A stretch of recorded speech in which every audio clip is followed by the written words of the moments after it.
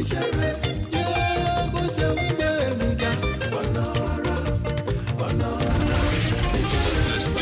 with the best music. Best music. I love the music. Best music. This is High Power 102.7 FM.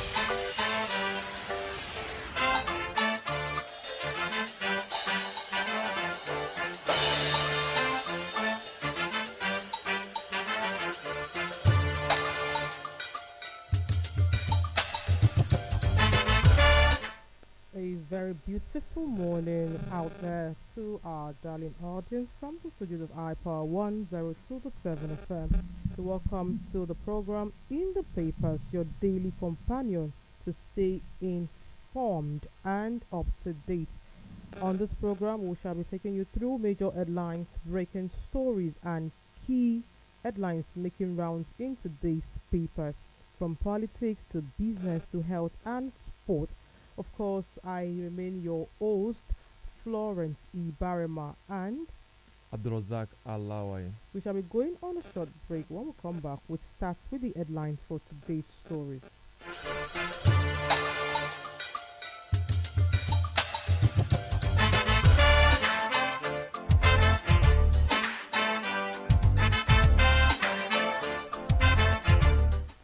Glad to have you back. You're still on to iPower 102.7 FM, and the program is In the Papers.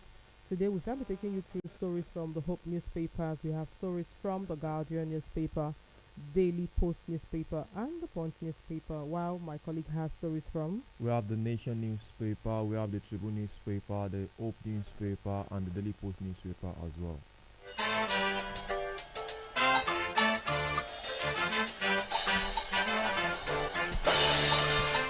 Beginning with the Hope newspaper for today, I have the story with the headline, Nigeria at 65, a year that you are displayed scorecard, pledges to do more.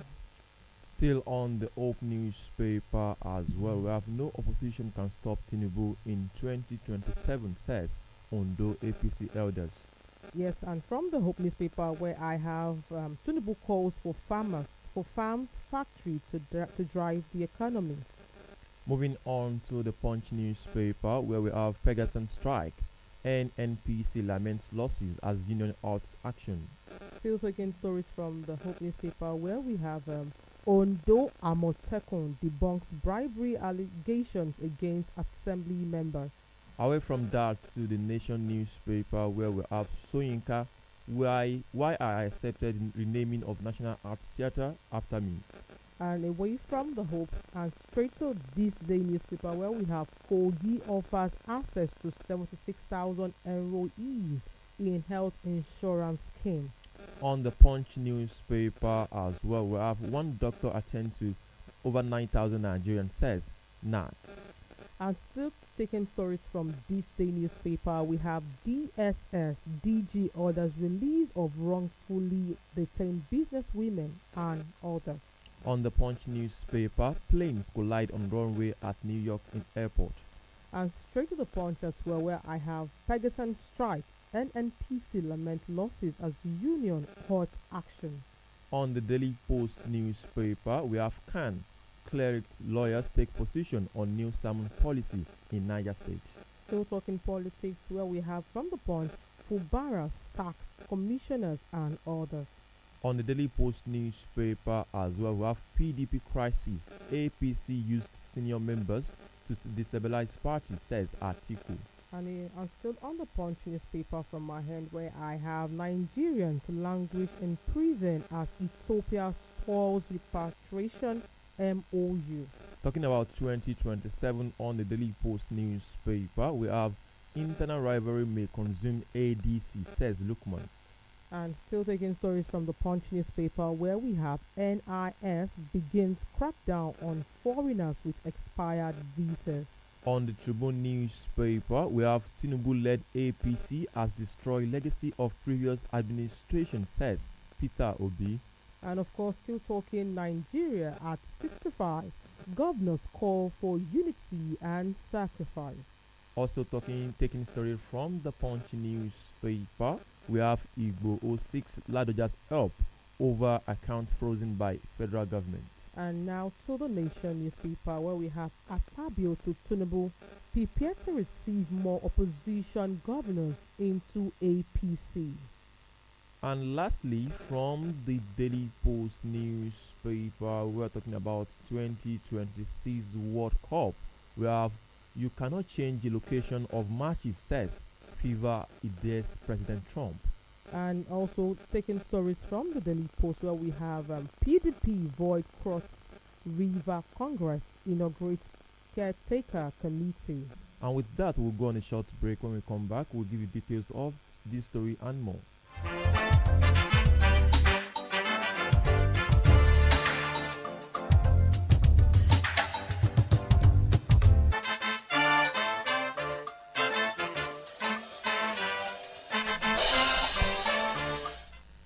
Welcome back, and it's good to know you're still listening to us from iPower 102 to 7 FM, and the program is In the Papers. I will start with the story from the Hope newspaper, where we have Ayedatiwa displays scorecard, pledges to do more. Now the details. The Ondo State Governor, Honorable Lucky Ayedatiwa, on Wednesday displayed the scorecard of his administration, declaring that his government had delivered visible results in key sectors. He listed them to include health, education, agriculture, infrastructure, housing, and security, with a promise of greater progress in the months ahead. Speaking at the Gani Fawayemi Freedom Park Akure during the celebration of Nigeria at 65 Independence anniversary, the governor says the state had witnessed remarkable transformation under the Our Ease policy framework. According to him, several projects were being executed simultaneously across the state, ranging from dualization of Akungba Ikare and Okitipupa Igbokoda Road, the construction of jetties and walkway in the riverine area, and approval of 5 kilometers of road in each of the 18 local government areas. He said roads are not just pathways, they are lifeline that would boost commerce, agriculture, reduce travel stress, and encourage economic activities and daily life of our people. Our healthcare, Aidatiwa said, his administration had expanded the state's contributory health system, continued to farmer-grade warehouses and to guarantee supply of medicine, renovated hospitals, and prioritized recruitment into the health sector. For details of that story, see the Hope newspaper with the headline, Ayedatiwa displays scorecard, pledges to do more. Let me join you shortly on the Hope newspaper, where I have no opposition can stop Tinubu in 2027, says Ondo APC elders. Now to the story. Ondo State APC mandates elders forum as declared that opposition leaders will not only able to stop President Bola Tinubu re-election bid in the 2027 general election, rising from its monthly meeting held at the residence of its leader, Chief Erastus Ikeji in Akure. The forum maintained that no formidable challenger has emerged within the opposition ranks to displace Tinubu, describing speculation of his defeat as unrealistic. Speaking on behalf of the forum, its facilitator Chief Ademola Ijabi said the president's performance in repositioning critical sectors of the economic has placed him far ahead of his rivals. He said, and I quote, "First of all, Tinubu will win. Which party is seriously preparing for the presidency out now? In Ondo State alone, we already have more than 10 support groups who has such structure. Someone who is expected to defeat Tinubu has not even emerged." Ijabi remarked. He dismissed suggestion that former Vice President Atiku Abubakar or Peter Obi could mount a strong challenge, insisting that the opposition remain divided and lack a clear direction. For more detail of this particular story, check the Hope newspaper with the headline, "No opposition can stop Tinubu in 2027, says Ondo APC elders." And still talking, Tinubu as gas in Nigeria at 65. Tinubu calls for farms, factories to drive economy. Now the details. President Bola Tinubu has urged Nigerians to work together to place the country on the same level as other nations around the world. In his Independence Day address on Wednesday, Tinubu said Nigeria must focus on producing more goods and not only consuming. He said, now we must all turn to the taps of productivity, innovations and enterprise, just as the Ministry of Interior has done with our travel passports by quickening the processing. In this regard, I urge the sub-nation entities to join us in nation building. He continues, he says, let us farm our land and build factories to process our produce. Let us patronize made in Nigeria goods. I say Nigerian first. Let us pay our tax. He continued. He admitted that his government's reform, such as the removal of fuel subsidy, has caused hardship, but he explained that the move was necessary to avoid an economic collapse. Fellow Nigerians, I have always candidly acknowledged that these reforms have come with some temporary pains. The biting effect of inflation and the rising cost of living remain significant concern to our government. For details of that story, see the Hope newspaper with the headline Nigeria at 65. Tinubu calls for farm factories to drive economy. On the Punch newspaper, we have Pegasus strike. NMPC laments losses as union halts action. Now to the story. The Nigerian National Petroleum Company Limited Group Chief Executive Officer Bashiru Ojulari has lamented the crude and gas production losses resulting from the three-day strike carried out by the Petroleum and Natural Gas Senior Staff Association of Nigeria. In a letter written to the Nigerian Midstream and Downstream Petroleum Regulatory Authority and the Nigerian Upstream Petroleum Regulatory Commission, Ojulari explained that the suspended strike led to 16% oil production and 30% market gas losses, while the nation suffered a 20% power supply shortfall. The National Oil Companies Limited, dated 29 September 2025, titled Impact Access of Ongoing Industrial Action, was also sent to the National Security Advisor and the Director General, Department of State Services. The industrial action caused by a rift between the union and the Dangote refinery forced the shutdown of major oil terminals, gas plants, and power facilities, leading to deferment of 283,000 barrels of crude oil per day and 1.7 billion standard cubic feet of gas daily, choking off vital income streamed from the company's two biggest refinery sources. This came as the leadership of the union announced the suspension of its nationwide strike against the Dangote Petroleum Refinery following the intervention of the federal government, even as it cautioned the truce remain temporary and could be revisited if the pending issue were not addressed. For more detail of the story, check the Punch newspaper with the headline Pegasus strike. NNPC laments losses as union halt action. Also taken stories from the Hope newspaper where I have Ondo Amotekun debunks bribery allegations against assembly members. And now the details. The Ondo State Security Network Agency, codenamed Amotekun, has dismissed the false and malicious allegation that its officers bribed members of the State House of Assembly. The claims circulated online by one Ebidumi Julius, also known as General Adon Amotekun, were described by the Corps as baseless. Julius, who identified himself as a former Niger Delta militant from Ilaje, parading himself as a general on Amotekun uniform, accused the assembly of collecting money from Amotekun personnel. Speaking to journalists in Akure on Wednesday, the agency's public relations officer, Superintendent Jimo Adenike, said the allegation originated from the disgruntled officer currently facing disciplinary action.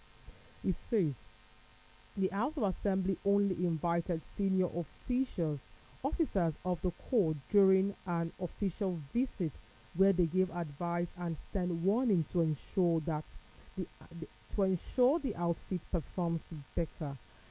He emphasized that disappointment within Amotekun. He emphasized that appointments within Amotekun are strictly based on merit, laid down procedures, and state regulation.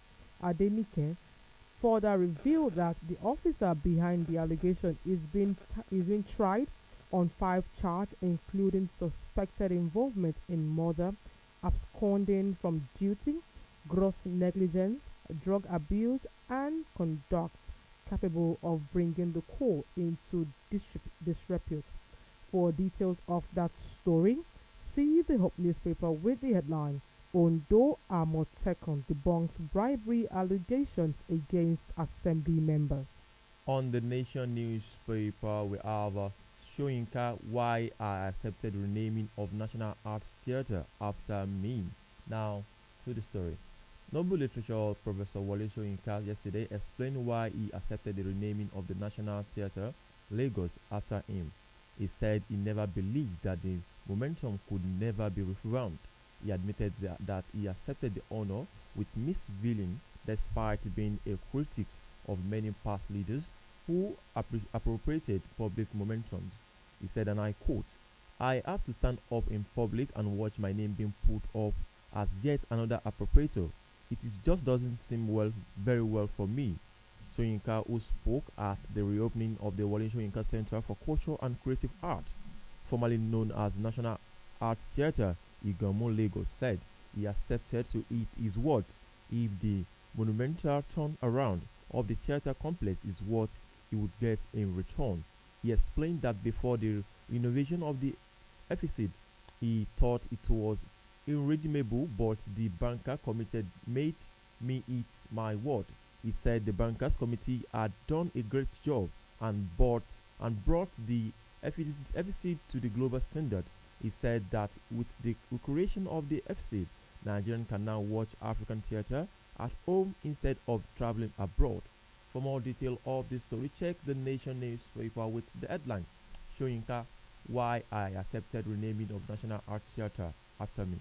Away from the Hope newspaper and straight to this day newspaper where we have Kogi offers access to 76,000 euro enrollees in health insurance scheme. Now the details. The Kogi state government has flagged off the health insurance intervention and the access to care to over 76,000 heroines enrollees into the distribution of equipment and the distribution of 62,000 direct solar refrigerators by the Kogi State Primary Healthcare Development. The flag off ceremony, which took place yesterday at the Government House in Lokoja, was headed by Kogi State Health Insurance Agency, State Primary Healthcare Development Agency, and the Coordinating State Minister of Health. The government, Usman Ododo, explained that his administration is committed to the welfare of people of the state, noting that that was why the state government upgraded all primary healthcare centers to bring quality healthcare services delivery to the doorstep of the people in the rural area. The government, during the flag off, also gave an assurance that his administration will not relent in providing opportunities that would guarantee citizens access to quality life. He said that Kogi State is proud to join the Global Health Insurance Scheme to protect the health of the poor, and he had admonished citizens to avail themselves the opportunity by registering now as individuals, families, and groups with Kogi State Health Insurance Agency. For details of that story, see the headline of this day newspaper with Kogi offers access to 76,000 enrollees in health insurance scheme. And if you are just joining in on to In the Papers, the newspaper review program on iPower 102.7 FM in Morele, Owo, Ondo State. You can connect with us on Facebook on all our social media platforms on Facebook, Instagram, Twitter, and on YouTube as well. Search for iPower 1027 FM. You can also reach out to us by calling us on our number to share your perspective, your opinion about the topic, the headline, or the story read so far on 081 65 524699. 081 65 524699. Moving on with a story coming from the Punch newspaper, where we have one doctor attends to 9,083 Nigerians not laments. Now to the story. The Nigerian Association of Resident Doctors on Wednesday decreed the country's poor doctors to patient ratio of 1% or ratio of 1, 9,083, describing it as far from global best practices. In a press statement issued on Nigeria's 65th independence anniversary, the association announced that with immediate effect from October 1, 2025, resident doctors across the country will no longer take continuous calls beyond 24 hours. The statement was signed by NAT President Dr. Muhammad Suleiman, Secretary General Dr. Shoebu Ibrahim, and the Publicity Secretary and Publicity and Social Secretary Dr. Majib Ibrahim. Nigeria has long struggled with shortage of doctors, worsened by steady exodus of health professionals seeking better pay and working conditions abroad, according to Coordinating Minister of Health and Social Welfare, Professor Muhammad Pate. Over 16,000 Nigerian doctors have left the country in the last 5 to 7 years to seek greener pastures in other countries. The consequence is crushing workload on those who remaining, especially resident doctors who form the backbone of Nigerian tertiary healthcare system. For more detail of the story, check the Punch newspaper with the headline, "One doctor attends to over 9,000 Nigerians," says NAD. And also taking stories from this day newspaper, where we have DSS DG orders release of wrongfully detained businesswomen and others. Now the details. The Director General of the Department of State Service, Mr. Oluwatosin Adeola Ajayi, has ordered the immediate release of an Abuja-based businesswoman, Mrs. Chineze Ozadibe, who was wrongfully arrested and detained for several months. Mrs. Chineze had been apprehended by a sister security agency on suspicion of involvement in illegal oil bunkering and subsequently transferred to the DSS. However, following a thorough investigation, DSS operative established that her arrest was coincidental and she had no connection with the alleged crime.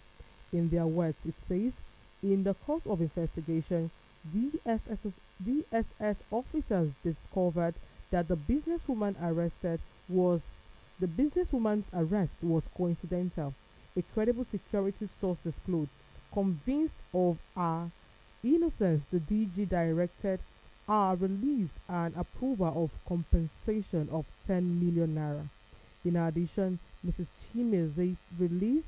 In addition to Mrs. Chimeze release, the DSS has also freed 5 other individuals who were similarly found to have been wrongfully detained. The DG approved and shared compensation of 10 million naira for the group. Source within the service noted that the release of wrongfully arrested and detained persons and the award of compensation to them have become a new culture of the DSS since Mr. Ajayi took over as DG.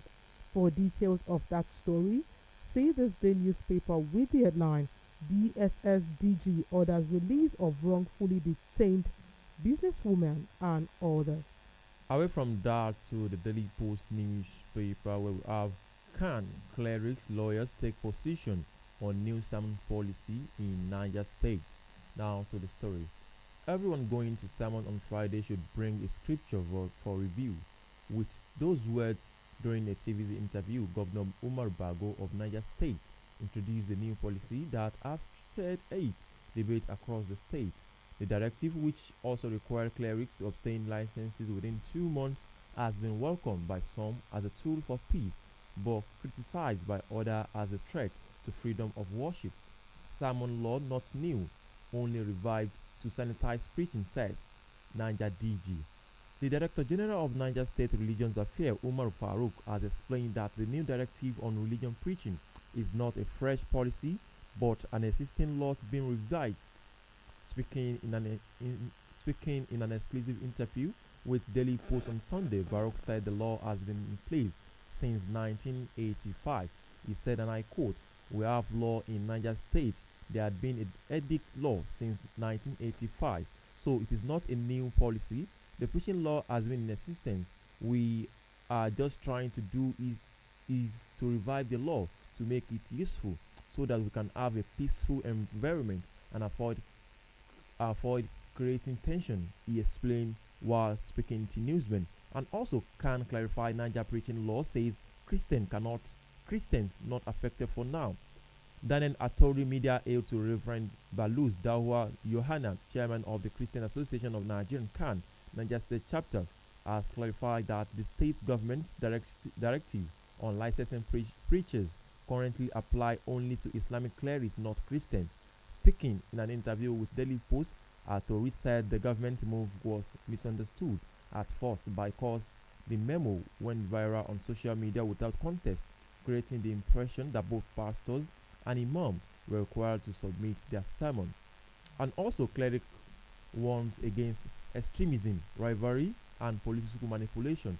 An Islamic cleric in Kano, Jibril Mukhtar Salisu, said that the Niger State government's move to regulate religious preaching may have been triggered by the rise of different sects and the activities of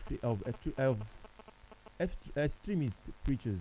Speaking in an exclusive interview with Daily Post, Jibril explained that some clerics use their influence to incite followers into violence, a trend that has become worrisome. He said, and I quote, clerics have followers, and anytime they say anything they say, their followers take it seriously. If a cleric is known for inciting violence, the government has a responsibility not to license such a person. He added that rivals between sects such as Al-Usunnah and Darika or Shariat and others sometimes generate into hate speech, threats, and even violence. For more detail of this story, check the Daily Post newspaper with the headline, Can Clerics Lawyer Take Position on New Sermon Policy in Niger State? And straight to the Punch newspaper, where I have story on Pegasus strike.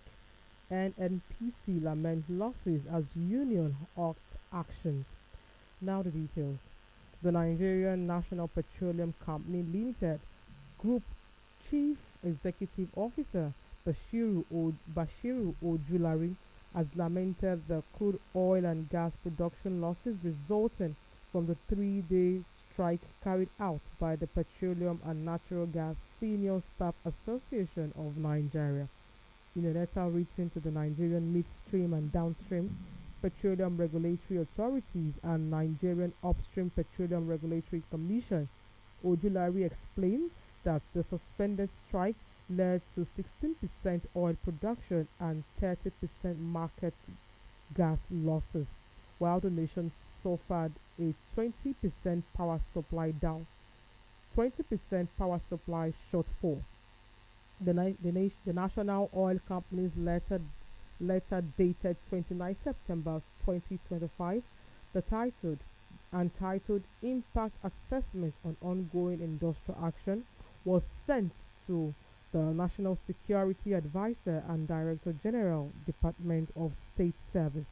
The industrial action caused by the rift between the union and Dangote Refinery forced the shutdown of major oil terminals, gas plants, and power facilities, leading to a deferment of 283,000 barrels of crude oil per day and 1.7 billion standard cubic feet of gas daily, choking off vital income streams from the country's two biggest revenue source.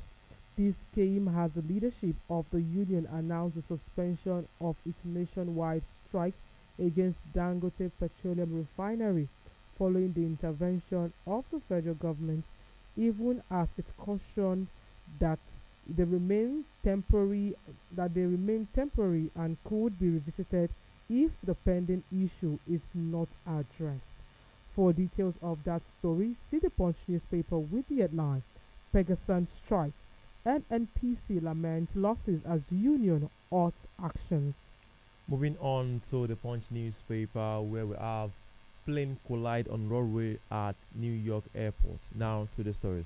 Two planes operated by Delta subsidiary collide on Wednesday on the runway at New York's LaGuardia Airport, the local port authority and the airline said. The incident involved two Endeavour Air jets occurred at 9:58 p.m. as one was landing and the other was about to take off. According to a statement from the Port Authority of New York and New Jersey, one person was taken to the hospital after suffering non-life-threatening injuries. It added that Delta reported one minor injury to a flight attendant. Images shared by U.S. media, which AFP was unable to immediately verify, showed damage to the nose of one of the jets. The port authorities said operation at LaGuardia, one of the United States' busiest airports, were not interrupted. Delta, the parent company of Endeavour Air, said it would work with the relevant authority to review the safety measures following what is described as low-speeding collision during taxi. Citing preliminary information, Delta said the wing of the plane taxiing ahead of its departure for Roanoke, Virginia, made contact with the fuselage of the arriving aircraft. For more detail of the story, check the Punch newspaper with the headline Planes Collide on Runway at New York Airport. And with that, we'll go on a short break. When we come back, we'll give you details of further stories.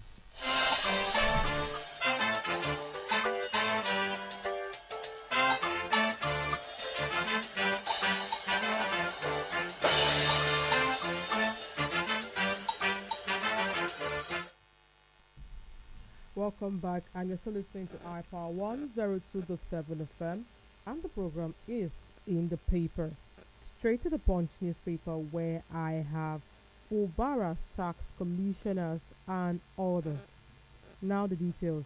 Rivers State Governor Simalai Fubara has sacked all commissioners and other public office holders serving in his administration. The decision, according to the statement issued in Port Harcourt on Wednesday evening by the Chief Press Secretary Nsam Chukwundi, takes immediate effect and followed the recent Supreme Court judgment. The governor, during a valedictory session with his cabinet to mark Nigeria's 65th independence anniversary at the Government House in Port Harcourt, thanked the outgoing officials for their service and contributions to the state's development over the last 2 years. The statement read in part, Rivers State Governor, His Excellency Sir Simalai Fubara, has thanked members of his cabinet for their services and contributions to the development of the state in the last 2 years. The governor highlighted the significance of Nigerians' independence and called on all Nigerians to work together, Mr. President, to build a peaceful, secure, and prosperous country and a brighter future for all. Furthermore, the governor has relieved all commissioners and other public officers affected by the recent Supreme Court judgment to their appointment with immediate effect. Fubara also reiterated that commitment to serve the state with renewed vigor, while expressing gratitude to the Rivers people for their support and wishing Nigerians a happy independence anniversary. For details of that story, see the Punch newspaper with the headline Fubara sacks commissioners and others. Away from that to the Daily Post newspaper, where we have PDP crisis. APC used senior members to destabilize party, says Atiku Abubakar. Former Vice President Atiku Abubakar has accused the ruling All Progressive Congress (APC) of working with some leaders of the People Democratic Party (PDP) to weaken the opposition and frustrate efforts to build a united front. Speaking in an interview with BBC Hausa, Atiku said the internal crisis in the PDP could not be resolved because some of its senior members were allegedly being used by the APC government to destabilize the party. He said, and I quote, some senior members of the party were allegedly being used by the government to further destabilize the party, and we could see that in their action and utterances. Atiku explained that he could not make firm decisions to address the crisis if he had been the party chairman or secretary. He said, and I quote, I was an influential person in PDP, but I couldn't fit it because I was not the chairman or secretary. I have called them and sat with them to have dialogue. Sadly, the people occupying those positions have different interests. They are mostly personal to them. He stressed that he could not be blamed for failing to resolve the crisis, as he could not occupy a position of authority. Article revealed that as a member of African Democratic Congress (ADC), he and other stakeholders were already working to build strong structures and ensure the party is widely accepted across the country. To check information of this particular story, check the Daily Post newspaper with the headline PDP crisis. APC used senior members to destabilize party, says Atiku Abubakar. To air your views on the stories read so far, you can reach us on the studio line 0816 552 4699. 0816 552 4699. And still talking from the Punch newspaper, where we have Nigerians languish in prison as Ethiopia stalls repatriation of MOU. Now the details. Dozens of Nigerians remain behind bars in Ethiopia as efforts to repatriate them stall, following delay in finalizing a crucial memorandum of understanding between both countries. The agreement, which would allow convicted Nigerians to serve the remainder of their sentence at home, has yet to be ratified by the Ethiopian government despite repeated diplomatic engagement and mounting pressure from civil society groups. Speaking on the matter on Wednesday, the Ministers of State for Foreign Affairs, Ambassador Bianca Ojukwu, said the delay was not from the Nigerian side. The ministry has fulfilled its own side of of the formalities for the transfer of sentenced persons MOU. It is the Ethiopian side that is stalling, she said through a media aide, Magnus Eze. The ministry disclosed in 2023 that more than 270 Nigerians were serving various prison terms in Ethiopia, mostly for drug-related offenses. Families and advocacy groups have continued to raise alarm over the poor condition in detention centers. For details of that story, see the Punch newspaper with the headline, Nigerians languish in prison as Ethiopia stalls repatriation MOU. And I'm still taking story from the Daily Post newspaper about 2027. Internal rivalry may consume ADC, says Lukman. Now, to the story. A chieftain of the African Democratic Congress, Salihu Lukman, has called on former Kaduna State Governor Nasser El-Rufai and other political bigwigs not to throw the party into further chaos in their bid to control the party structure in Kaduna State. Lukman made the appeal on Wednesday in Abuja, noting that the ADC risks implosion if its leaders remain fixated on who control its platform ahead of the 2027 elections. These appeals and caution are coming in the wake of the rising tensions over the recent move to remove former president to remove former Senate President David Mark as the national chairman of the ADC. He said, and I quote, "Instead of working to build the party, we are settling ourselves to produce a party whose business will be limited to presenting candidates for election. People with ambition to contest election have become restless and want to dominate the process of developing the structure of the party to the exclusion of their opponent." Lukman lamented. The former vice chairman of the ruling party, APC, emphasized that some power tussle that led to bid to oust David Mark at the national level was already manifesting in Kaduna State, warning that such internal battles could weaken the opposition before 2027 general election. For more details of this story, check the Daily Post newspaper with the headline 2027 internal rivalry may consume ADC, said Lukman. And still taking stories from the Punch, where we have NIS begins crackdown on foreigners with expired visas. Now the details. The Nigerian Immigration Service has commenced a nationwide crackdown on foreign nationals who have overstayed their visas or breached entry conditions following the expiration of a 3-month amnesty granted by the federal government.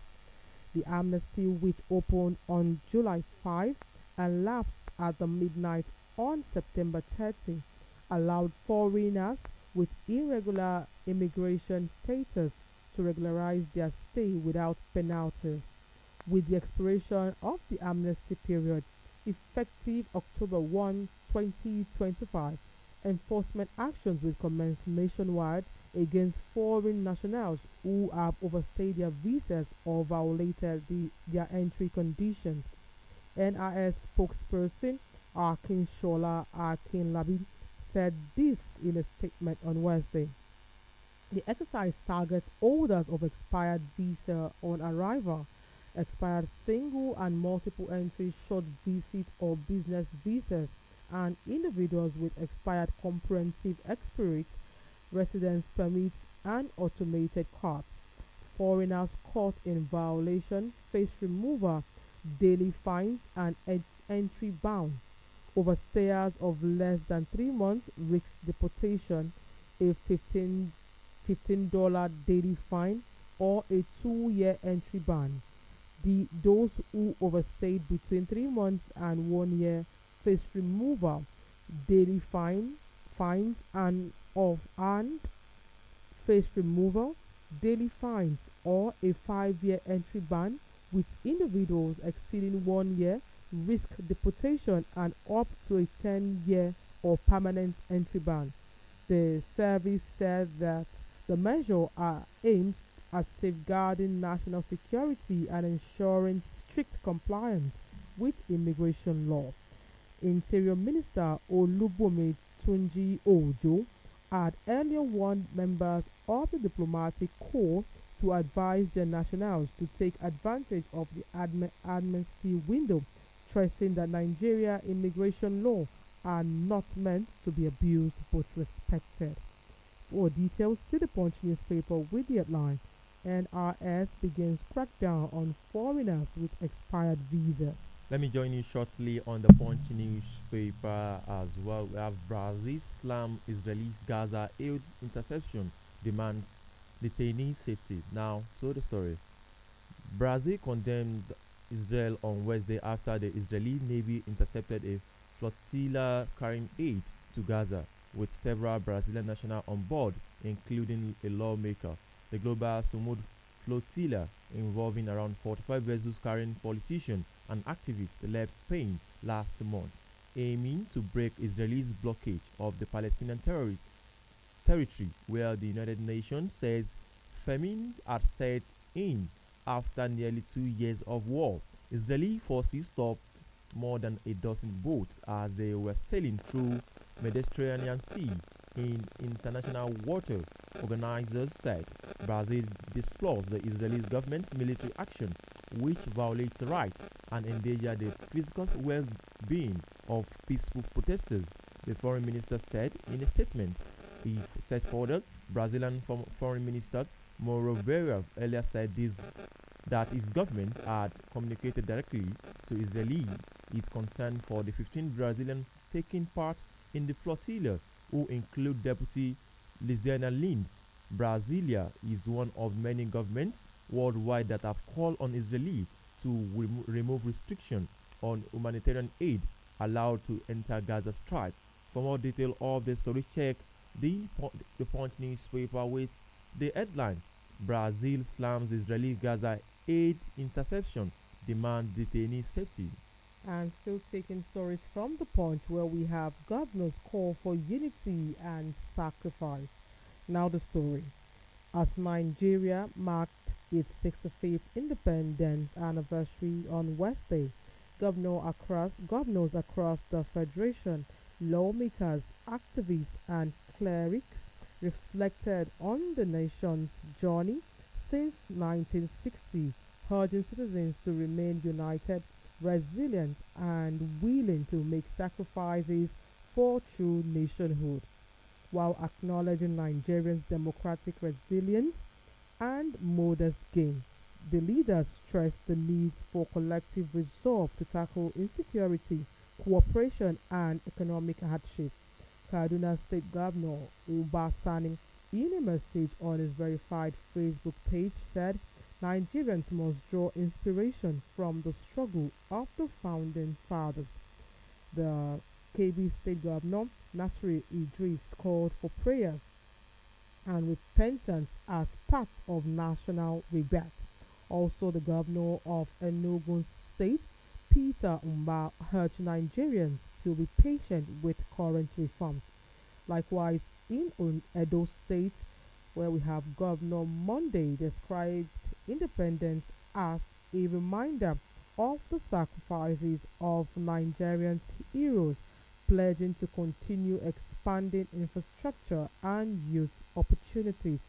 In the same faith, the Oyo State Governor Sheyi Makinde, represented by Deputy Governor Bayo Lawa, stressed the need for unity across ethnic and religious divides. Also, the governor of Sokoto State, Adamu Aliyu, warned that peace would remain exclusive without joint stress that peace would remain exclusive without joint efforts against banditry. And for details of those stories, you can see the Punch newspaper with the headline Nigeria at 65, Governors calls for unity and sacrifice. You are still listening to In the Papers, the newspaper review program on iPower 102.7 FM. There's a program where we bring to you stories from within and outside Nigerian from different newspapers. For today, we've brought stories from the Punch newspaper, the Hope newspaper, the Daily Post newspaper, the Tribune newspaper, and the Punch newspaper as well, for you to share your perspective, your opinion, your personal views about stories read so far. You can call us or connect with us on our Facebook by searching for iPower 1027 FM. You can also reach out to us on our YouTube, our Instagram, or TikTok.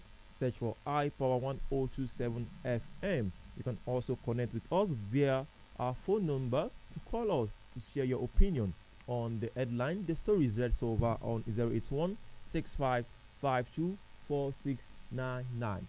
081 6552 4699. Moving on with a story shortly from the Tribune newspaper, where I have Tinubu-led APC has destroyed legacy of previous administration, says Peter Obi. Now to the detail of the story. Former presidential candidate on the platform of the Labour Party, Peter Obi, has accused the ruling party, APC, of destroying the gain and legacy of previous civilian administration. Obi made the allegation on Wednesday while addressing journalists in Abuja. On the occasion, of the national 65th independence anniversary.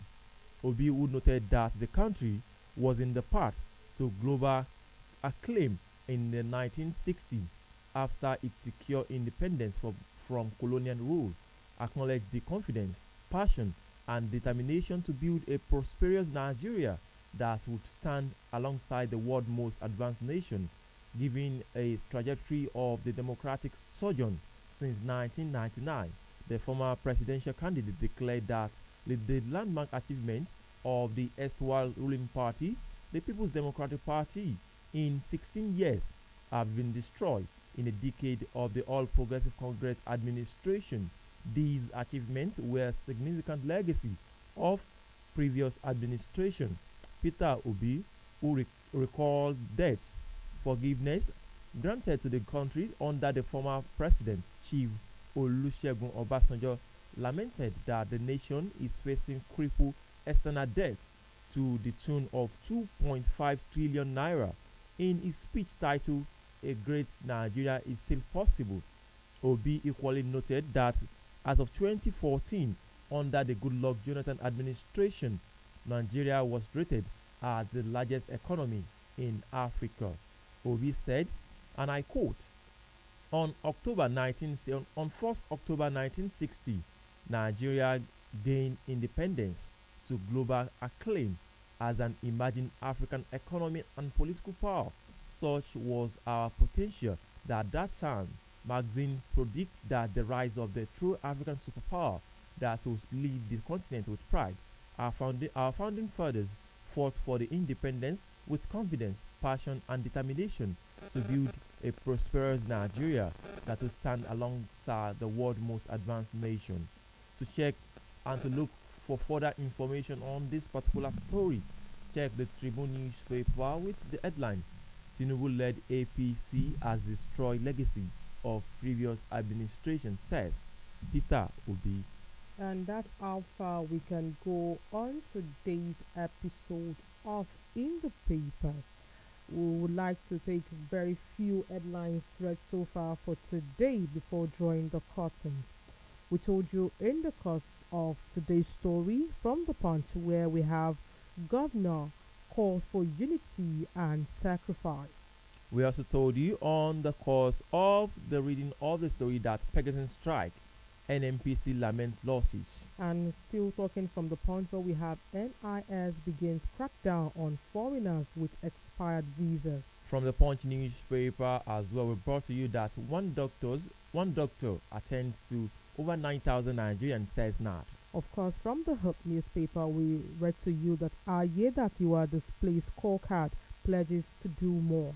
From the Daily Post newspaper, we brought to you that plane collide on runway at New York. Okay, from the Hope newspaper, we read to you that Tinubu calls for farms, factories to drive economy. We also brought to you that Soyinka why accepted naming of the national art. We read to you from this day that Kogi offers access to 76,000 enrollees in health insurance scheme. We brought to you from the Tribune newspaper that Tinubu-led APC has destroyed legacy of previous administration, says Peter Obi. And lastly, we read to you that DSSDG orders release of wrongfully detained businesswoman and others. Up until next time, where we'll bring to you a fresh new talking stories from different newspapers. I am ABDULRASAQ Alawaye, and with me is Florence Ibarima. Until next time, where we'll be bringing you further information, stories from newspapers across Nigeria and beyond. Stay blessed, stay tuned, and happy independence in our aim.